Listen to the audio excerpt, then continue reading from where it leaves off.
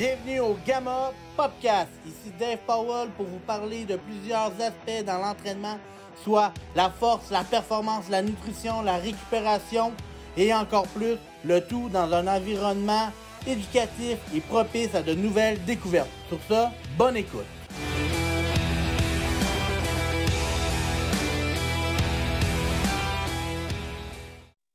Bienvenue au Gamma Podcast.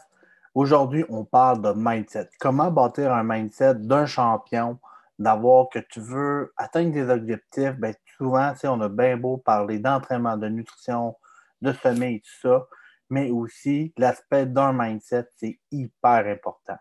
Aujourd'hui, je prends le temps vraiment de vous en parler, de parler de 3 aspects, de 3 points qui peuvent faire en sorte de vous amener à un point A au point B, mais aussi de faire une grande différence entre être un athlète qui veut passer au niveau supérieur, que tu sois un athlète dans une équipe sportive ou que tu fasses des sports solo.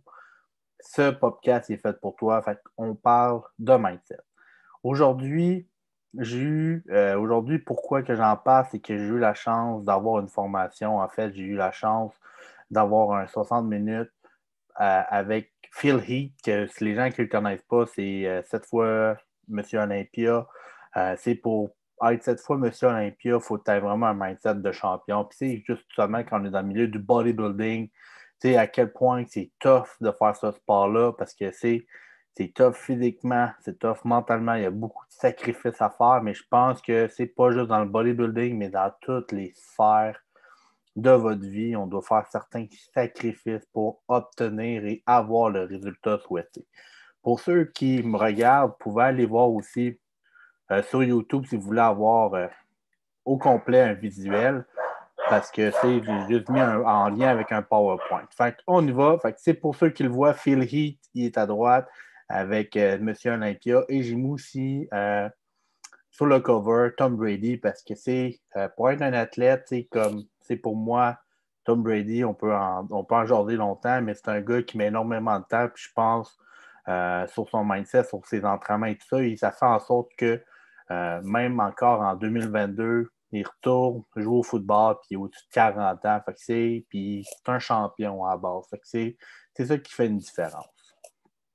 Par contre, il faut que tu comprennes le principe que tu dois, pour atteindre tes objectifs, il faut que tu sois prêt dans 3 sphères. Mentalement, il faut que tu sois prêt. Il faut que tu sois prêt physiquement, puis il faut que tu sois prêt émotionnellement.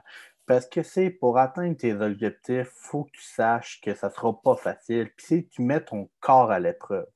Tu veux lever 600 livres au squat ou tu veux avoir la meilleure transformation de ta vie pour un stage ou que tu veux améliorer ton 40 verges au sprint, ben c'est physiquement ton corps va devoir s'entraîner, il va devoir suivre, il va devoir travailler fort, il va falloir que tu mettes l'accent sur la récupération.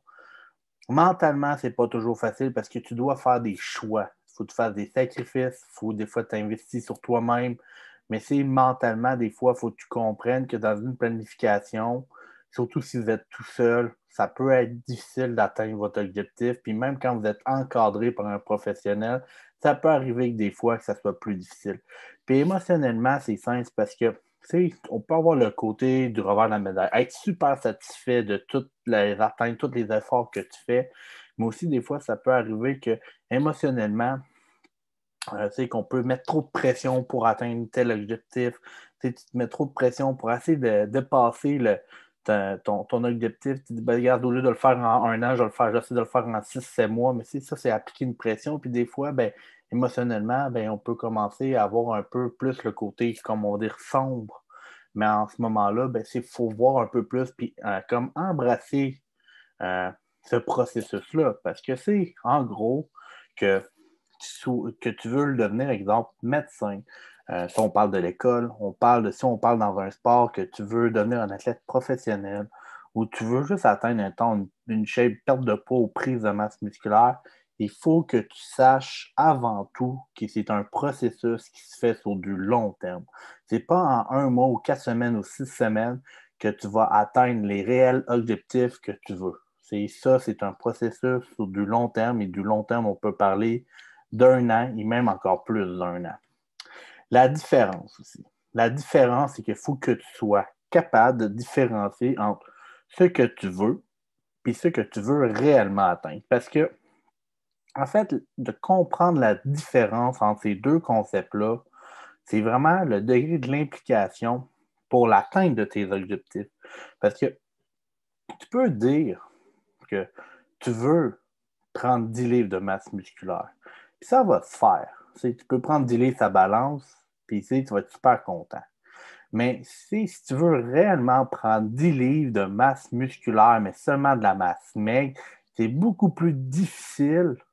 Puis c'est exactement ça que tu veux réellement. Puis le réellement, c'est vraiment aussi le fait que tu vas t'impliquer encore plus dans ton processus de l'atteinte de tes objectifs. Tu veux devenir, exemple, euh, entraîneur. Ben, es-tu prêt à faire des études? Es-tu prêt à faire des formations? Es-tu prêt à t'investir? Es-tu prêt à étudier, écouter des podcasts, etc., pour devenir un excellent ou même le meilleur entraîneur que tu es capable d'être? Puis c'est une fois que tu as mis ça casse sur table, puis c'est aller deep un peu là-dedans, aller creuser, là, enlever la viande autour de là, c'est aller gratter au complet pour aller chercher toute l'information que vous avez besoin, parce que c'est une fois que réellement tu sais pourquoi que tu embarques dans ce processus-là, bien en fait, ça va faire vraiment la grande différence, euh, une grande différence au niveau de tes objectifs puis de tes résultats au final. Donc, et le dernier concept, c'est est-ce que tu es hungry or starving? Si on prend les termes en anglais, souvent on a tendance à dire genre stay hungry. Puis le stay hungry, c'est super puissant. C'est super, super puissant. Puis c'est là où que Phil Heath en parlait, c'est qu'il disait starving. Parce qu'il y a une nuance entre les deux. Puis je pense que c'est super important que vous compreniez cette nuance-là, puis pourquoi qu'on doit le mettre de l'avant. Être hungry, c'est dire, c'est t'as faim, mais que puis tu as envie d'atteindre tes objectifs, mais tu peux te faire distraire par ta faim. Tu n'as pas nécessairement, t'as pas nécessairement besoin d'atteindre cet objectif-là parce que c'est en bout de ligne, ça se peut qu'il y ait de quoi en retour, qu'il y a de quoi qui arrive dans ta vie, puis hop, je le tasse de côté. Mais par contre, tu le sais que c'est un de tes buts, c'est un de tes objectifs. Exemple, on va y aller dans un exemple concret. Ben, tu as envie, tu es au cégep, on va y aller on va faire deux exemples. Tu es au cégep, tu veux aller, tu es en sciences humaines, fait que là, les sciences humaines, ça trouve plusieurs portes, ou en sciences de la nature, ça trouve vraiment plusieurs portes. Fait que tu as plusieurs champs d'intérêt qui t'intéressent. Fait qu'au début, tu peux dire, je suis allé en sciences nat pour être finalement ergothérapeute, physiothérapeute, mais que là, finalement, de plus en plus que tu apprends des cours, tu as des cours de physique, tu as des cours de chimie, tout ça, puis là, finalement, tu deviens ingénieur civil. Fait que finalement, ton but ultime, il a changé. C'est sûr que c'est un concept peut-être moins hungry, là, mais ça, on y va un petit peu plus dans la performance, vraiment dans la performance. Imagine que tu veux faire 500 livres au deadlift. Parfait. Fait que là, tu es pressé, tu as faim, ton objectif est assez clair, tu comprends pourquoi tu le fais, pourquoi tu fais ces processus-là, tu t'engages même un coach et tout ça. Mais c'est probablement que dans ton processus, il arrive une petite blessure. Ben, là, tu vas te laisser comme désemparé par la blessure. Tu vas te laisser abattre par un événement X. Au lieu de comme être starving, être affamé. C'est-à-dire que souvent, la différence, c'est là qu'on va la remarquer. Quelqu'un qui est starving, peu importe ce qui se passe, blessure, pas blessure, tu es vraiment là, tu es prêt à tout faire pour atteindre ton but ultime. Il n'y a rien qui va t'empêcher d'atteindre ton 500 livres au deadlift. Tu as mal au dos, oui, parfait, tu es prêt à faire tout ce qu'il faut, tu vas faire de la réhabilitation, tu vas renforcer ton dos, tu vas faire les étirements, tu vas faire le renforcement, toute la prescription que tu as besoin, qui est nécessaire pour toi pour arriver encore plus rapidement à atteindre ton objectif de 500 livres au deadlift versus attendre encore plus longtemps. Donc, c'est le starving, c'est un mot super puissant. Le hungry aussi, c'est un terme super puissant. Mais il faut que si tu as un objectif qui te tient à cœur, que tu sais réellement pourquoi que tu veux faire cet objectif-là, il faut que tu sois affamé. Tu sois affamé, marque-le en gros, mets-le à quelque part pour pas jamais que tu oublies. Parce que dans le mindset, il faut que tu saches que c'est des processus qui sont longs, puis ça peut passer par plusieurs sortes d'émotions. Puis c'est mentalement, des fois, ça peut être difficile. Puis aussi physiquement, à un moment donné, ton corps a envie de lâcher. Puis faut que tu trouves des astuces pour te remettre là-dessus. De dire, de setter tes objectifs, de les comprendre réellement pourquoi tu les veux, puis de ne jamais les oublier. Mais jamais, jamais de les oublier. Si tu te fais juste te le dire dans ta tête, c'est sûr que tu vas l'oublier puis tu vas te faire distraire. Si c'est marqué que tu as un board vide vision, fait que c'est un board, admettons, avec plusieurs images qui est assez sur une vision sur qu'est-ce que tu veux atteindre comme objectif, comme standard, ou que tu te l'écris tout simplement sur ton wall, sur un mur, etc., tu ne l'oublieras jamais, cet objectif-là, ton but ultime d'atteindre. Puis une fois que tu l'as atteint, probablement tu vas vouloir encore plus, surtout si tu fais des sports de force comme le powerlifting ou du strongman. On va toujours vouloir être affamé. Une fois que tu as atteint 600 livres de deadlift, tu veux plus. Puis tu n'es jamais comme satisfait, mais tu es satisfait dans ton processus parce que tu le remarques au bout de compte. C'est un peu le même principe comme Philippe qui disait. C'est que quand j'ai gagné une fois Monsieur Olympia, ben ça ne l'empêchait pas d'aller le gagner 7 autres fois.